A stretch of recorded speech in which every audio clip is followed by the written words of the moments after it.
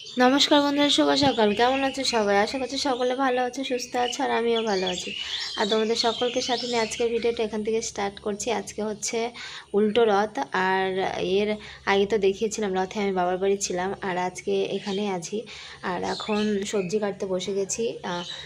ডালের বড়া করব। ডাল ভিজিয়েছি, এ দেখো ডাল ভিজিয়েছি। ডালের বড়া করে তরকারি করব। আর তোমাদের দাদাভাই যাবে আজকে মালদাতে। আর হচ্ছে সকাল সকাল ভাত বসিয়ে দিয়েছি, যেহেতু ও নটার মধ্যে বেরিয়ে যাবে। তো চলো দেখতে থাকো আজকের ভিডিওটা। আর এখন সবজিগুলো কেটে নেব। আর আজকে সত্যি কথা বলতে নিরামিষ খেতে হবে, যেহেতু তো কিছু নেই রান্না করার। ভাবছিলাম কি রান্না করব। তো আর পাশের বাড়ি একটা ঠাম্মি আছে, ঠাম্মিটা বলছিল যে ভাত খেতে পারিস না, তাহলে ডাল ভিজিয়ে বড়া বড়া তো করতে পারিস। তো তারপরে ভাবলাম তাহলে যাক, ঠাম্মিটার কথা মতোই আজকে ডাল ভিজিয়ে নিলাম। তো ভাবলাম যে বড়া করে তরকারি করি, কিছুও নেইও রান্না করার, সবজি কেটে নিয়েছি।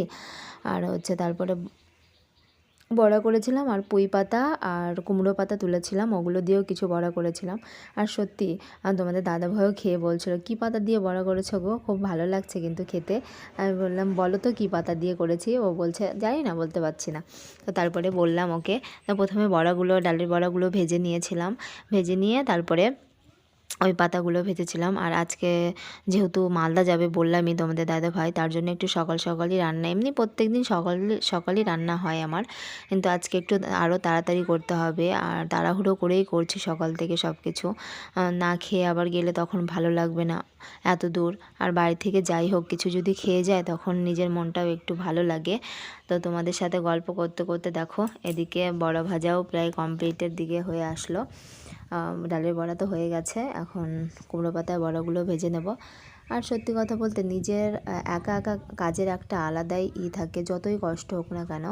যখন শাশুড়ি বাড়ি থাকে তখন একটা আলাদা ব্যাপার। আর এখন নিজে আছি, নিজের মতো করে করছি, যেটা খেতে ইচ্ছে হচ্ছে সেটা খাচ্ছি।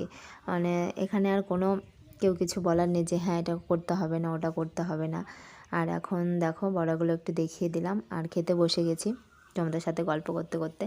আর খাচ্ছিলাম তো তোমাদের দাদাভাই ক্যামেরা ধরেছিল আর বলছিল বলো যে হ্যাঁ ভালো হয়েছে। আর তো রিভিউটাও একটু দিয়ে দিলাম যে হ্যাঁ দারুণ হয়েছে। সত্যি খুবই টেস্ট হয়েছিল বড়াগুলো খেতে। আর তারপরে আমি খেতে খেতে ও রেডি হয়ে গেছিলো। এর মধ্যে আবার দোকানে একজন চলে এসেছে জেরক্স করবে, আর হচ্ছে বলছিল আমার মোবাইলটা একটু সেরে দাও। তো ও বলছিল আমি এখন যেতে পারবো না, যেহেতু আমার লেট হয়ে গেল, টাইম হয়ে গেছে, আমি এখন আর যাব না। তাও আবার একটু কি দরকার ছিল, গেছিলো দোকানে। আর ও বেরিয়ে গেল, বললাম সাবধানে এসো।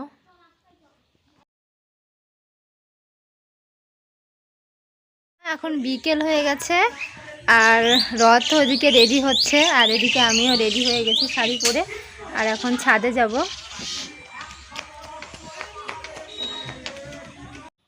আর ছাদে থেকে জামা কাপড়গুলো পেরে নিয়ে তারপর চলে গেছিলাম রথ যেখানে আছে মন্দিরের পাশে, বড়মাদের বাড়ি।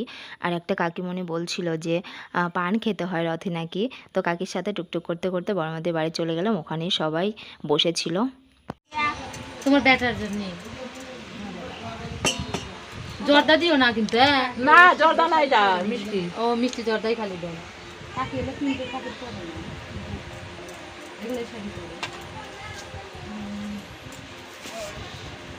আমি যাবো মুচিয়া কিনতে, যাবা বাড়ি তো যেদিন আমরা পান খাচ্ছি সেকেলে পান চলে আসো, মুখে যা বলে আসলাম বলে আসলাম। চলো আমরা সামনে টানাই গা জয়। আজকে আমাদের জগন্নাথের প্রসাদ পান।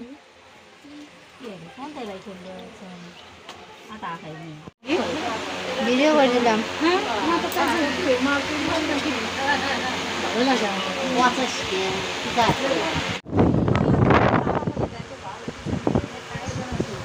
আর দেখো এখানে সবাই তিলক কাটছিল, আর আমারও ইচ্ছে করছিল, তার জন্য আমিও ঝটপট বসে পড়েছিলাম তিলক কাটার জন্য। আর আমার মুখে কিন্তু তখনও পান ছিল, আমি কিন্তু পান খাই না, আর আমার পান খেতে সত্যি ভালোও লাগে না, জিভটা কেমন হয়ে যায়। তবুও যেহেতু সবাই আজকে বলছিল যে মানে জগন্নাথের প্রসাদ নাকি পান খেতে হয়, তো শুধু সুপারি আর পানটাই মুখে দিয়েছিলাম, তবুও মুখটা যেন কেমন তিতা হয়ে গেছিলো।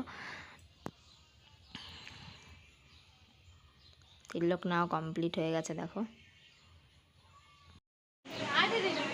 হ্যালো, একটু হাই করে দাও। রিয়া একটু হাই করে দাও। হাই। আমার বাইক হচ্ছে কি হাই। চলো।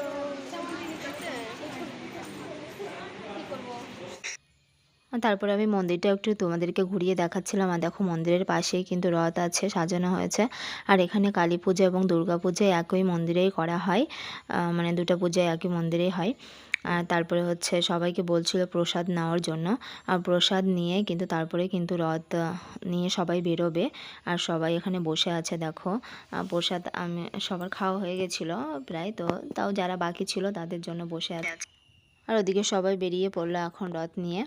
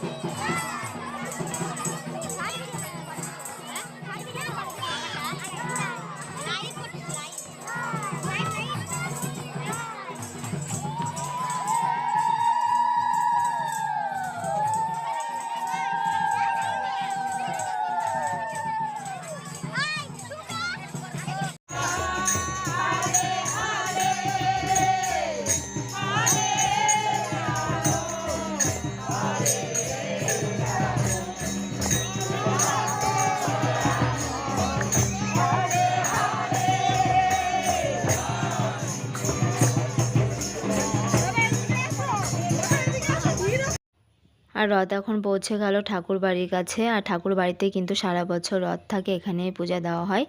তো চলো, আমার ভিডিওটা তোমাদের কেমন লাগলো অবশ্যই কমেন্ট করে জানিও। আর আমার ভিডিও যদি ভালো লেগে থাকে তাহলে অবশ্যই like, comment, share and subscribe করে দিও। তো দেখা হবে নেক্সট কোনো ভিডিওর সাথে। সবাই ভালো থেকো, সুস্থ থেকো। টাটা সবাইকে।